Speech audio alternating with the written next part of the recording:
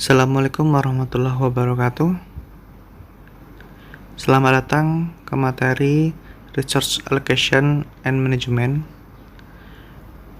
Ini akan dibahas 4 outline ya. Yang pertama itu resource ataupun constraint schedulingnya. Kemudian yang kedua algoritma Brooks. Yang ketiga resource work rate. Dan yang keempat resource loading and leveling. Kemudian di sini ada 3 constraint yang utama. Yang pertama itu dari segi waktu yang terbatas, kemudian resource-nya, dan yang ketiga adalah performance requirement atau bisa dikatakan kebutuhan seperti tenaga kerja, salah satu contohnya. Kemudian resource management itu compare antara resource record dan resource available. Artinya jika kebutuhan misalnya 10 dan yang tersedia adalah 5 ataupun lebih dari 5 di bawah 10, kemudian kita harus bagaimana caranya memanage resource itu sesuai dengan kebutuhan sehingga bisa optimal. Kemudian di sini yang perlu pertimbangan adalah resource-nya itu apa, kemudian kapan digunakan, durasinya berapa lama resource-nya, dan juga jumlah dari resource tersebut.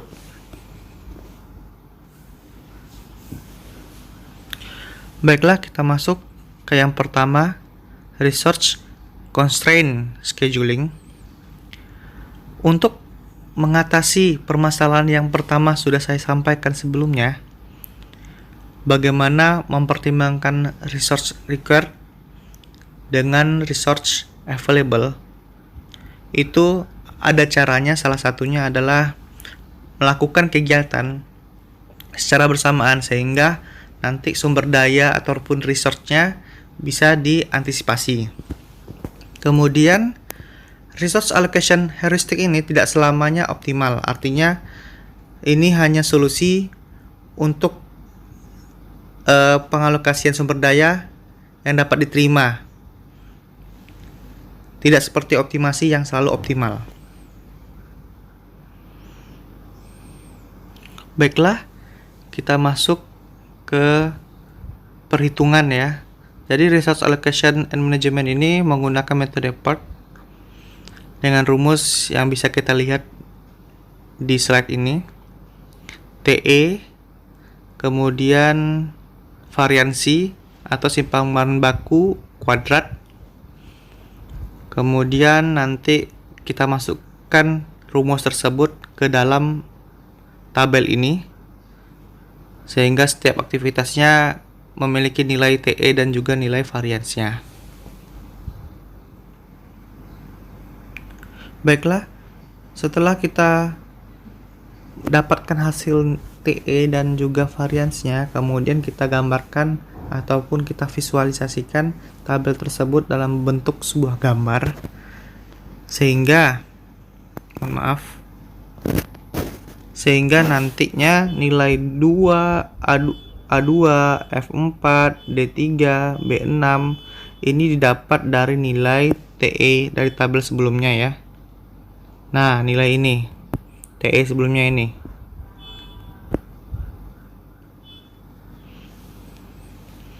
Baiklah, kita dapat lihat ya dari gambar sebelumnya itu lintasan terpanjangnya adalah 11 hari. Nah, ini nilai C, kemudian E, kemudian G itu 11 hari. Dan juga asumsinya adalah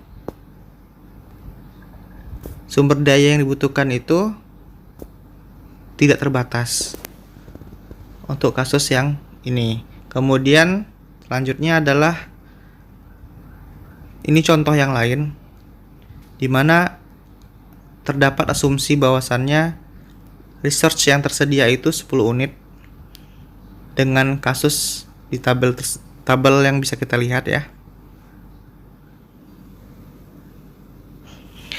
Baiklah, sebelum kita menjawab dari tabel tersebut, kita harus mengasumsikan ataupun H0-kan untuk sebagai praduga kita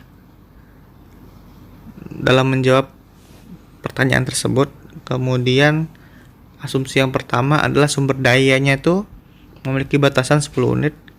Yang kedua, sumber daya dapat digunakan untuk semua aktivitas tanpa terkecuali. Kemudian yang ketiga itu sumber daya bisa nganggur ya jika tidak ada kegiatan. Yang keempat, total unit sumber daya yang diperlukan untuk suatu kegiatan harus tersedia sebelum kegiatan itu dapat dimulai. Artinya, jika salah satu unit, misalnya unit aktivitas C, yang dibutuhkan adalah 3 sumber daya, tetapi ternyata yang tersedia hanya 2, maka aktivitas C harus ditunda sehingga nanti akan datang resource baru untuk mencukupi kebutuhan resource di aktivitas ketiga. Kemudian di sini bisa kita lihat dari grafik ini bahwasannya kita sudah tahu constraint-nya adalah 10 unit ya dalam sekali pengerjaan. Artinya bisa kita lihat A, B, dan C itu kalau dijumlahkan dengan waktu yang sama pengerjaannya, yaitu dari titik 0 ini time-nya 0, itu adalah 12 unit. Artinya melebihi dari 10 unit. Nah, untuk membuat tabel seperti ini ya, ini kita lihat dari yang ini.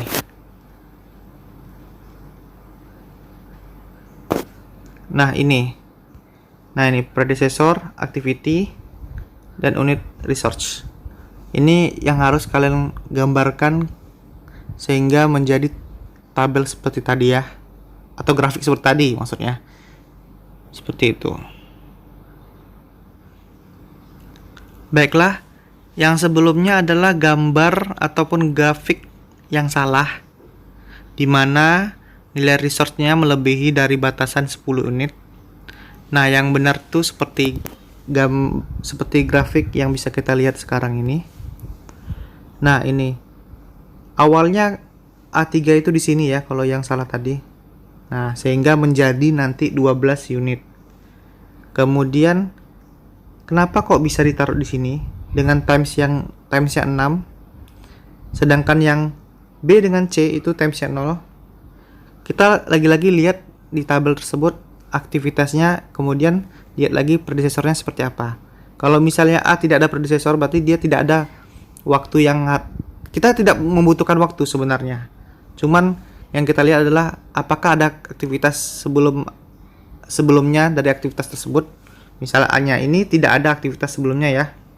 Sehingga nanti bagaimana caranya kita memanage resource tersebut sehingga menjadi tercapainya batasan itu 10 ya, 10 unit.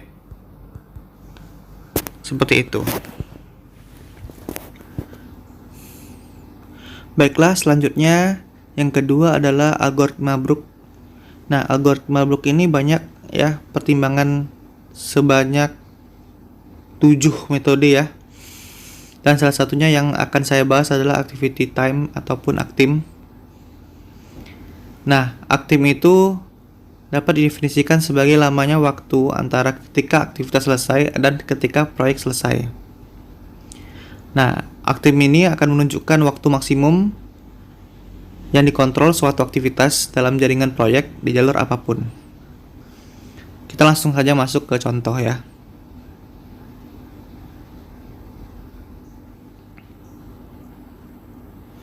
Baiklah, kita langsung saja masuk ke contohnya. Nah, di sini saya tampilkan contoh yang berbeda dari sebelumnya ya. Dengan 7 aktivitas itu terdapat durasi dan juga resource-nya. Sama halnya dengan part, kita akan mencari lintasan terpanjangnya sehingga nanti didapat adalah yang panah merah ya. Panah merah ini adalah lintasan terpanjangnya. Dan terakhir adalah durasinya 20 ya. Durasi lama pengerjaan proyeknya tersebut. Baiklah, dapat kita lihat inilah hasil dari contoh dari sebelumnya ya. Nah, di sini akan saya jelaskan hasil tersebut. Nah, durasi ini yang tadi kita lihat di soal sebelumnya, durasi itu ini ya. Nah, ini durasi. Kemudian selanjutnya, nah, aktim. Aktim ini dapatnya dari mana? Nah, aktim ini dapatnya dari, nah, di sini bisa kita lihat ya di slide selanjutnya. Nah, inilah langkah-langkah penyelesaiannya. Aktim itu dapat dari nilai critical path dikurang aktivitas late start ya. Nah, bentar ya. Nah, kita sudah tahu nilai activity terakhir ataupun critical terakhirnya adalah 20 ya. Kemudian late start itu yang mana? Di sini bisa kita lihat nilai late start itu adalah 0. Contohnya di B ini ya 0. Kemudian di A ini adalah 11. Terus D ini adalah 17. Nah, itulah late start. Tinggal dikurangi saja. Selanjutnya, scale ini adalah nilai dari, kita lihat, scale adalah nilai aktim dibagi dengan nilai kritis. Mohon maaf, ini ada kurang ya. Kemudian dikali dengan nilai 100%. Nah, sehingga menghasilkan kalau aktim yang B ini itu 20 bagi 20 kali 100, jadi scale 100. Dan juga selanjutnya seperti itu, E juga seperti itu, C juga seperti itu ya. Kemudian selanjutnya, untuk didapat nilai resource requirement itu dari tabel sebelumnya ya.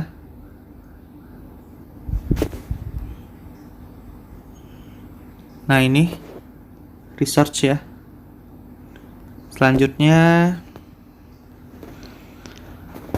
tier atau waktu early start ya. Nah, untuk waktu early start ini itu didapat dari nilai early start di gambar ini. Nah, misalnya A itu 0, kemudian B 0, kemudian D 2, terus F 10, E 2, seperti itu ya.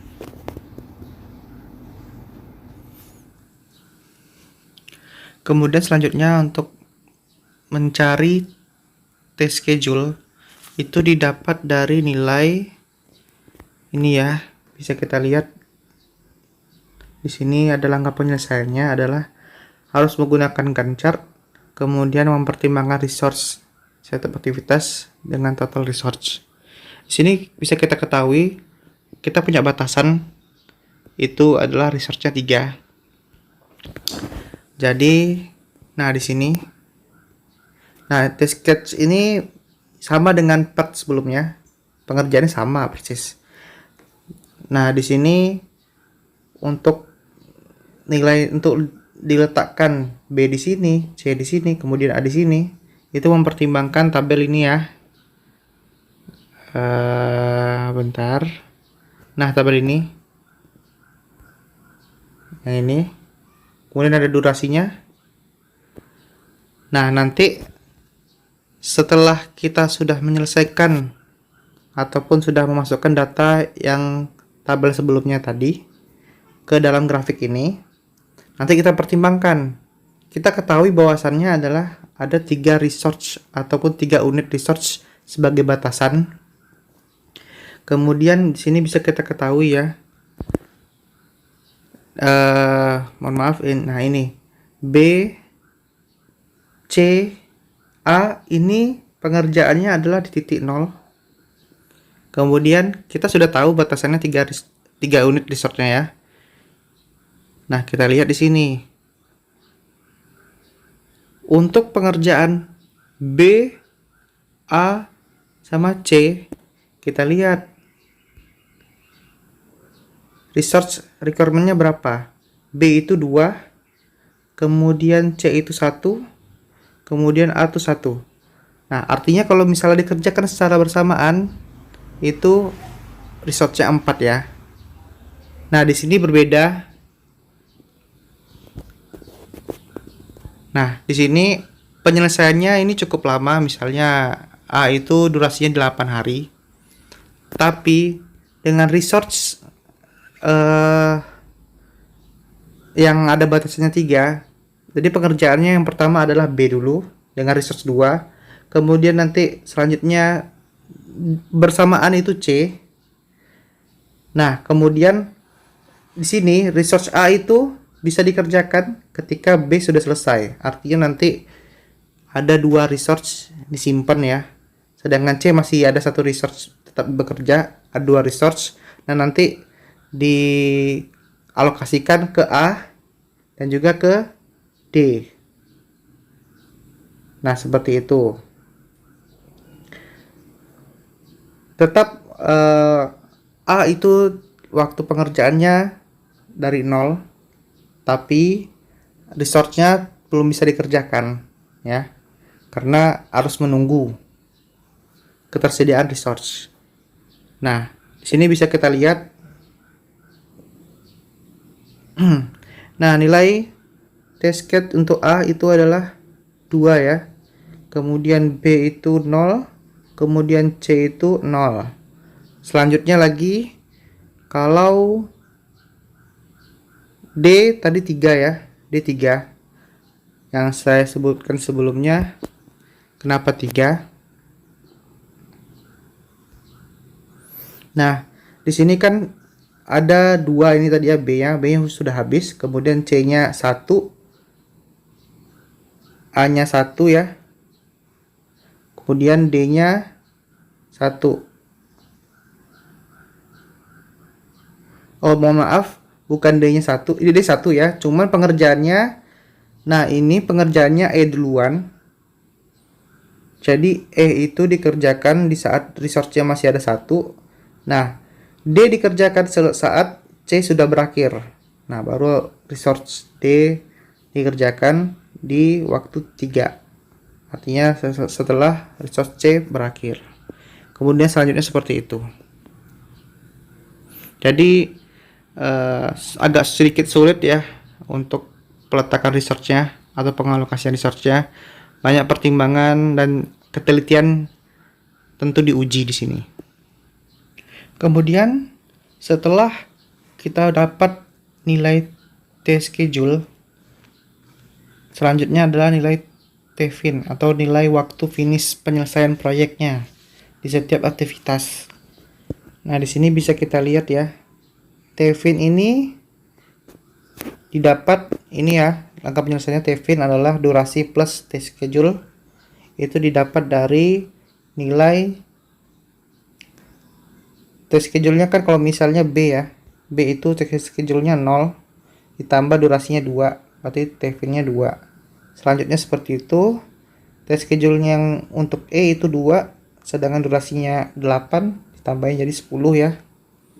Kemudian untuk dapat nilai T0 waktu sekarang, waktu penyelesaian waktu dikerjakan proyeknya ya, itu T0 itu untuk dikerjakan proyeknya. Itu dengan mempertimbangkan tes early sama tes schedule 0. Nah, ini kita lihat dari nilai TR sama tes schedule 00, kemudian 00 lagi, kemudian ada 0 lagi di sini di A untuk TR-nya. Nah, itu 0. Jadi angka yang dominan ya. Kemudian 2. Nah, di setelah 0 itu adalah apalagi angkanya yang terkecil.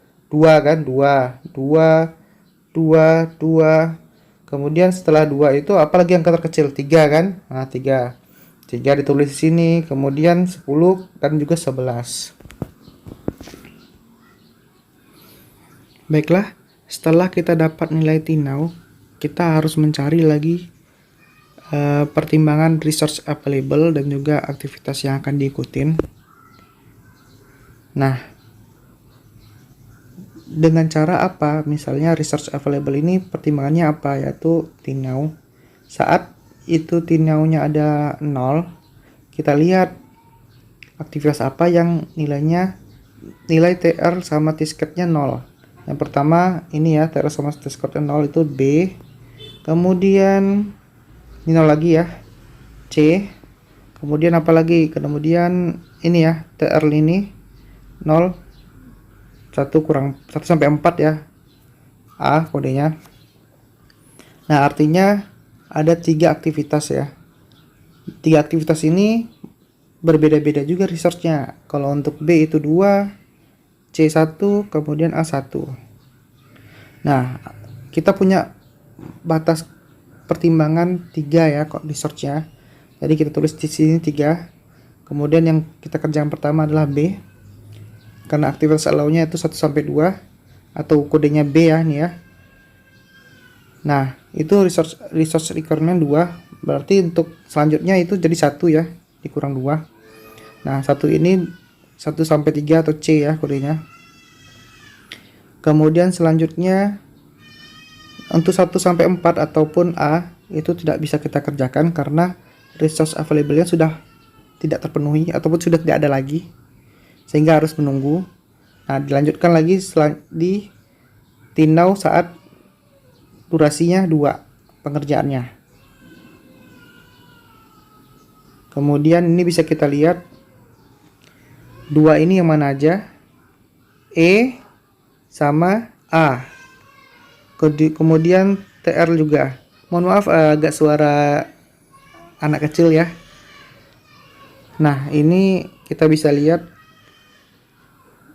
di sini kodenya 2 sampai 3 E ya. Dengan resource-nya itu adalah 1.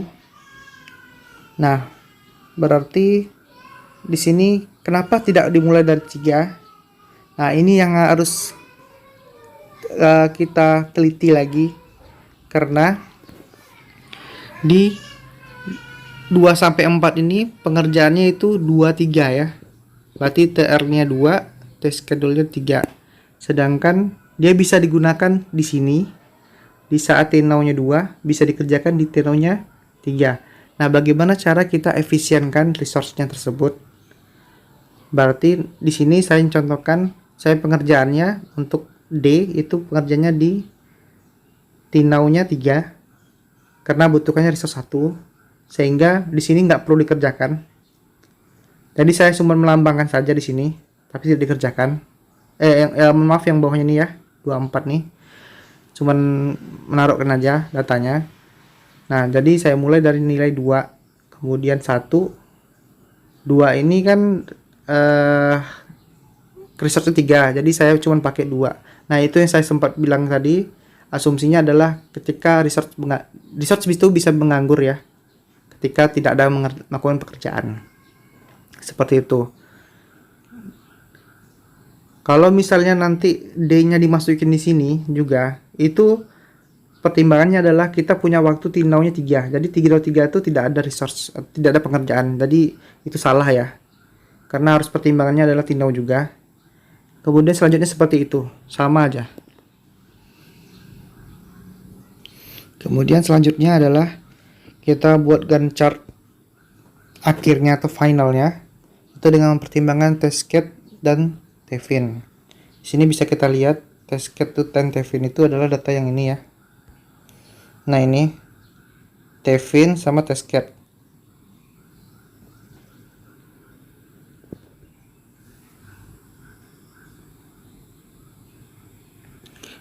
Selanjutnya ini tugas yang harus dikerjakan, dikumpulkan minggu depan, di mana itu memiliki batasan maksimal resource-nya adalah 3. Ini penggunaannya itu seperti Actim, contoh Actim yang slide sebelumnya. Nah, silakan dikerjakan. Apabila ada kesalahan saya mohon maaf. Wabillahi taufiq wal hidayah. Wassalamualaikum warahmatullahi wabarakatuh.